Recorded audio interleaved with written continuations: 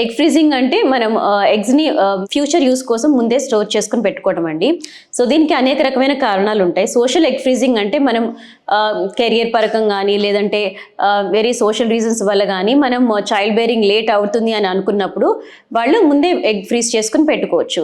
అలాగే వేరే వేరే కారణాలు కూడా ఉంటాయండి. కొంతమందికి కొన్ని ప్రాబ్లమ్స్ లైక్ క్యాన్సర్ డిటెక్ట్ అవ్వటము, లేదంటే క్రానిక్ ఆటోఇమ్యూన్ డిజార్డర్స్, వీళ్ళల్లో కూడా ఎగ్ కౌంట్ తొందరగా తగ్గిపోతూ ఉంటుంది బికాస్ ఆఫ్ ద ట్రీట్మెంట్, లేదంటే డిసీజ్ వలనైనా సరే వాళ్ళకి బాడీలో ఎగ్ కౌంట్ తొందరగా తగ్గిపోతుంది. ఇలాంటి వాళ్ళు కూడా ప్లాన్ చేసుకుని ముందే వాళ్ళ ఎగ్స్ని స్టోర్ చేసుకొని పెట్టుకోవచ్చు. కెరీర్ ఓరియంటేషన్ లేదంటే వాళ్ళకి డిఫరెంట్ సోషల్ రీజన్స్ వల్ల పోస్ట్పోనింగ్ ఆఫ్ ద ప్రెగ్నెన్సీ ఉన్న వాళ్ళు definitely they can opt for social freezing అండి. And whenever they want to plan for pregnancy. At the same time వాళ్ళు కొన్ని విషయాలు దృష్టిలో పెట్టుకోవాలి. బాగా లేట్ ఏజ్లో ప్రెగ్నెన్సీ బేరింగ్ చేయడం వలన there is increase risk of miscarriages.